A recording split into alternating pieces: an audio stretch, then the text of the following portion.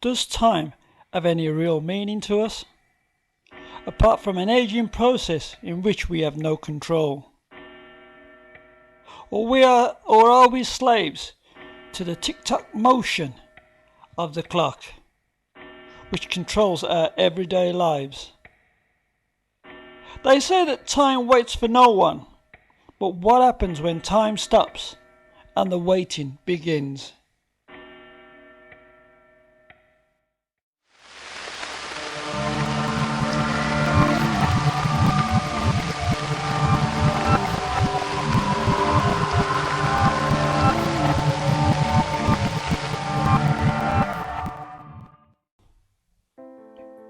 Alan Lee was a pilot for the Time Waste Company.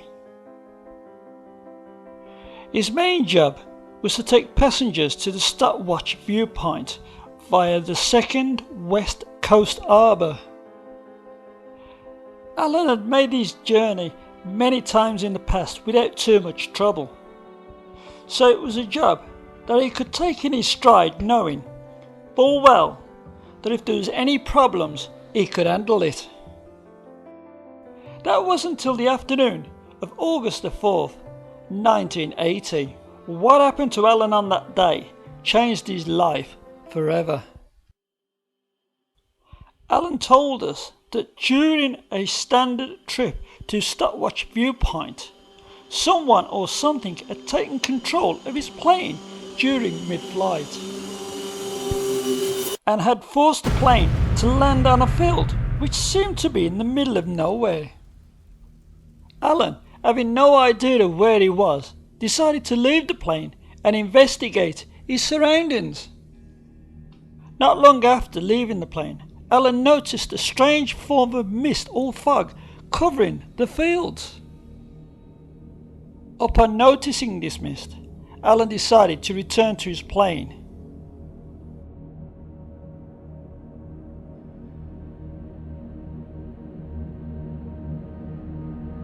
When Alan returned to his plane, he noticed that all his passengers had disappeared.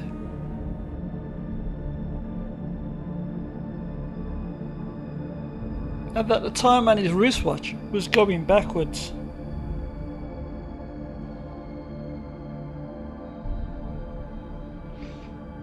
It was then that Alan decided to turn back and head towards the woods to try and figure out what was going on.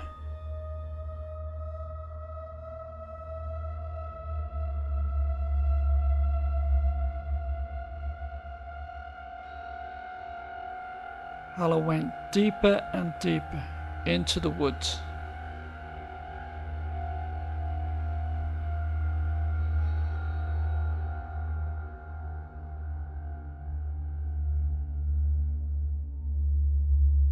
And then Alan noticed the figure of a young girl hiding beyond the trees. She then started to walk towards him. Perhaps she may have some answers. "Hello? Don't be afraid," Alan said. But the young girl just turned and walked away. Alan then turned and decided to follow her. But no sooner as he turned, the young girl had disappeared into the woods. But Alan wasn't going to give up that easy, so he continued his journey deeper and deeper into the woods.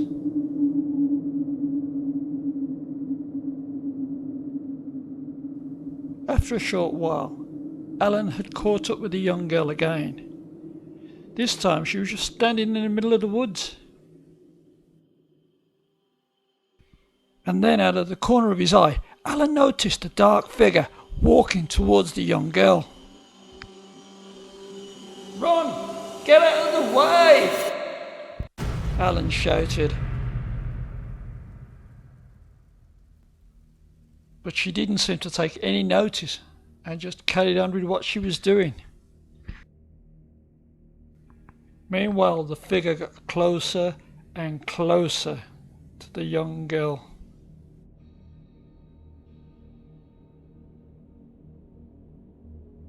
And then she just ran off as if it was just a game.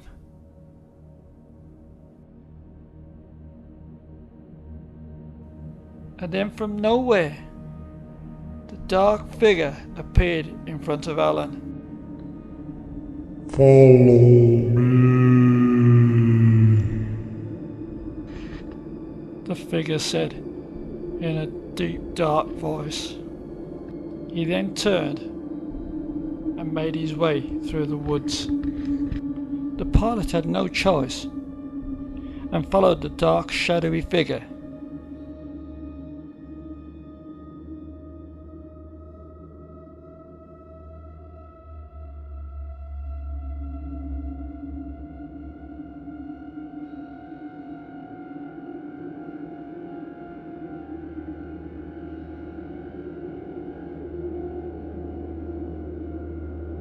However, after a short while, the figure just suddenly disappeared, and Alan was all alone.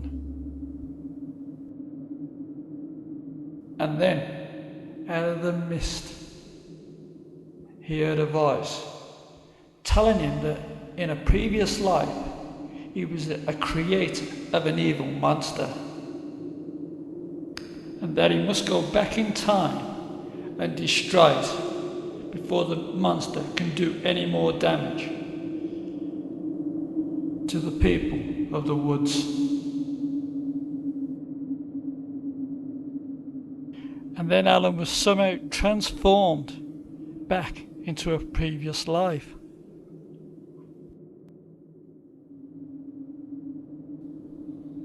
He could not explain how, but he had a deep understanding of what he had to do and why. So he set off in search of a monster that he had not only had to capture, but also destroy.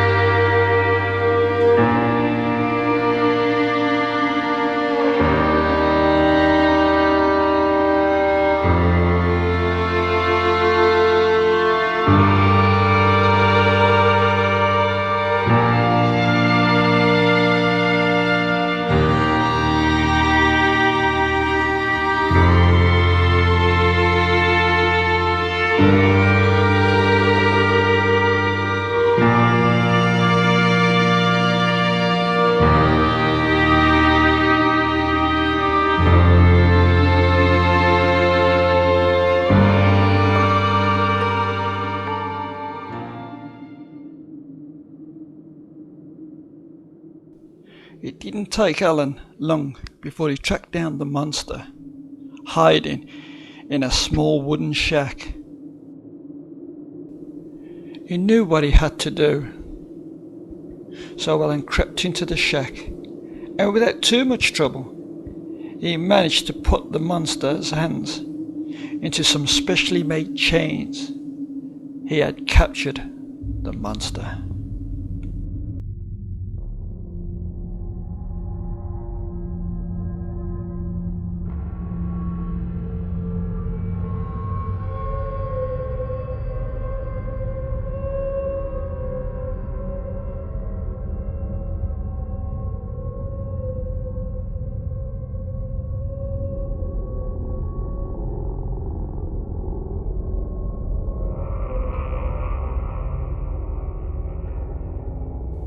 Having captured the monster, Alan returned to the woods and told the voice of the woods that he was unable to kill the creature, but he would leave the monster in chains so that he could no longer do anyone or anything any more harm.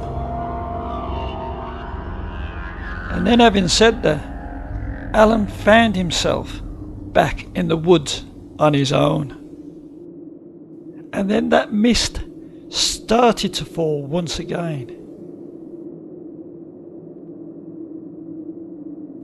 Alan was beginning to have a strange feeling about his surroundings. A feeling like nothing had ever happened. A sense of being lost. And a need to return.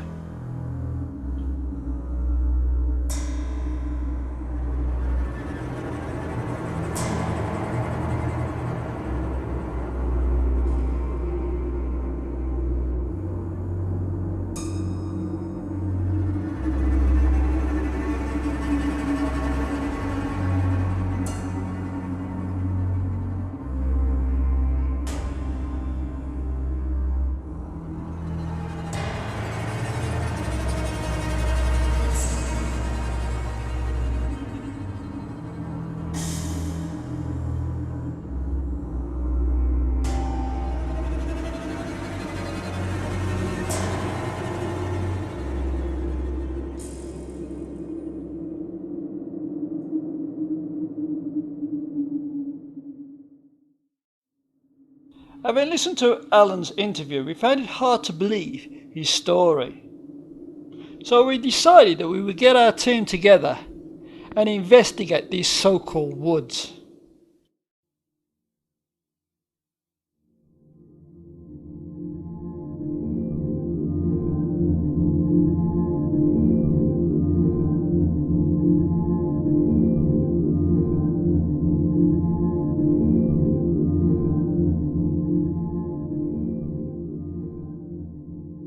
Wait for me!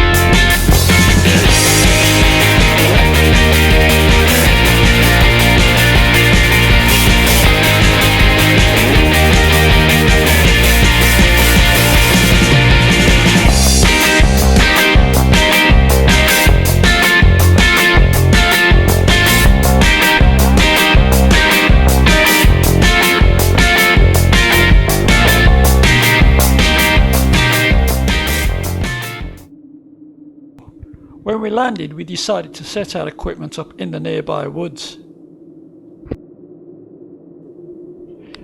Allergy White had decided to hook one of his satellites into a nearby tree, while Joe, our cameraman, decided to hide behind a tree, while I started to have a walk around. Come out, wherever you are! And then something strange happened. This dark figure appeared, pointing his finger at us, as if he wanted us to follow him. So without any second thought, we started to follow him deep into the woods.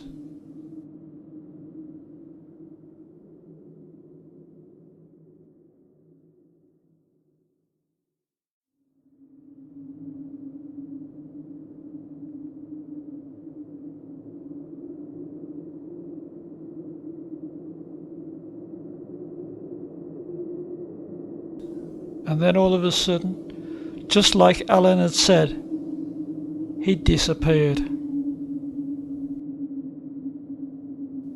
We continued our journey through the woods to see whether or not we could find this dark figure. We spent the next 9 hours walking around the woods. We just couldn't find any answers or where this figure had gone. so we decided to call it a day. Was Alan telling us the truth? Or was it just somebody dressed up in some dark clothing? And then in the distance, we noticed a figure that looked like some form of security officer or policeman or something. Howdy, folks. What are you doing in this neck of the woods? He said. And then he went on to tell us about his strange experiences in these woods. Listen, son, I want to tell you a story. My name is Bill Locksmith, and I am the head security guy for these woods.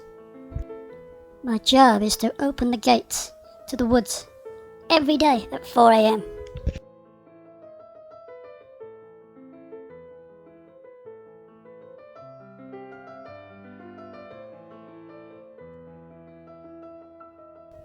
I never seem to get too much excitement with my job, as you can imagine. However, there was a time during 1980 that something very strange happened in these woods. It was an August morning in 1980, and I was just opening the gates up for the woods. And then out of nowhere, this mist started to surround me. First I thought it was a couple having a vapour rub in the park. And then I just realised I've only just opened the park, so nobody could be inside. So I decided that I would enter the park and look round the woods, just in case. As soon as I got into the woods, the mist had gone. I've never known anything like this before. I just had a strange feeling something wasn't right. So I decided to check out the nearby field to see if I could see anything. And then this mist appeared once again. I didn't know what was going on, but something wasn't right. And then I decided to call out, "Hello? Hello?" And then I saw what only I could say looked like a UFO landing in the field. Once this UFO thing had landed, the mist started to disappear. And then I took a closer look at this alien ship. And then I noticed a figure coming out of the ship. He seemed to be dressed like an aircraft pilot. I wasn't waiting round. I was off.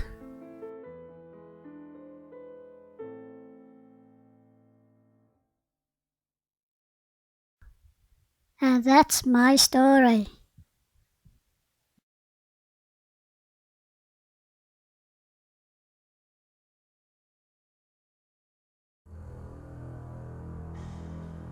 After listening to the story from the security guard, it raised more questions than answers. Were we investigating someone who time travelled? Or a spaceman? Or maybe even just a con man? Or as a security guard would say, We needed answers.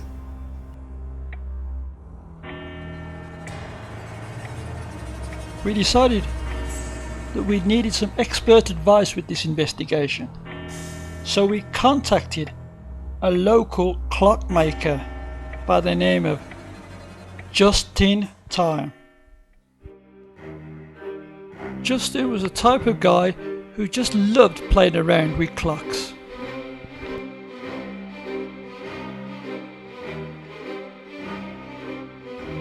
Clocks, lovely clocks. You can have a small one, you can have a large one. I believe the bigger the better. Imagine all those hands moving while you're ticking and talking. Nice. After a while, Justin calmed down and we continued our interview. Justin told us that he was not only a clockmaker, but he was also an expert in time travel.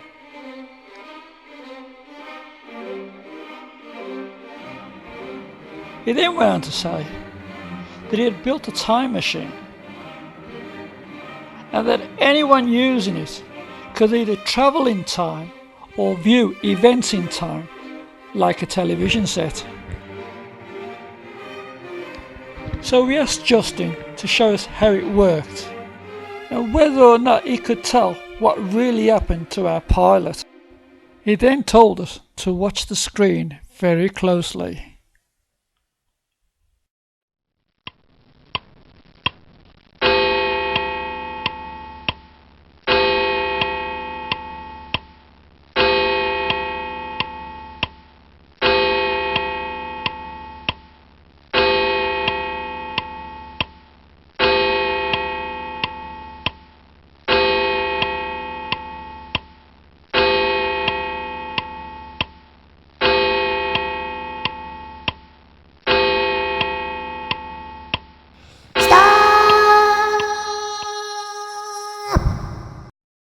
I cried out. The time machine had come up with the vision, an image of Alan Lee in 1980. However, this at this time could not prove anything to us. After all, anybody could fake a film. We needed more proof about Justin's time machine. So we decided to ask Justin whether he could actually transport us back to 1980.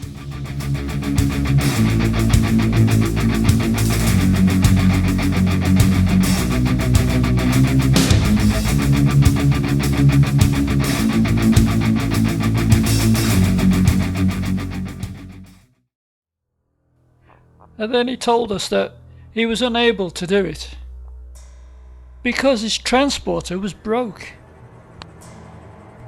And then out of nowhere, Bill the security man turned up. Why, hi, Chucky boy. Have I got news for you?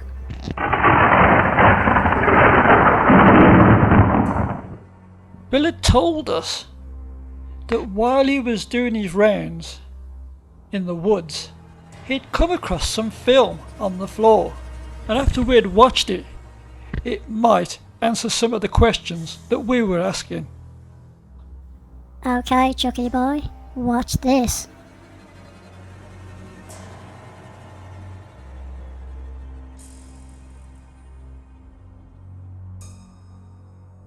Okay, son, we've got to make this look real. Alright, TV ratings are down and we've got to get them up, okay? Get your foot out of your hand, will you? Bloody hell, I don't know what's going on here. Come on, son, get your act together. Oh, come on, now let's try and put this hand back in your hand. You're an idiot, you are, son, come on. Haha, that looks better, look at me, do I look good or what? Where the bloody hell did I put that aircraft?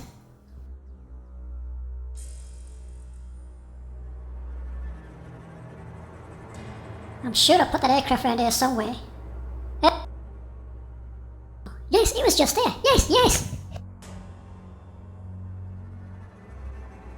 Bill told us after watching the film that it looked like we had been set up.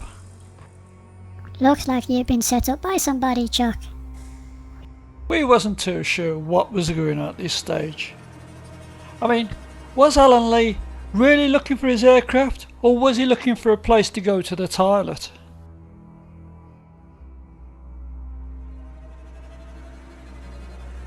Was the monster really a monster, or was it Andy Foote in disguise? And what about Justin? You could always tell that the man was in a hurry, because he would always go back 4 seconds.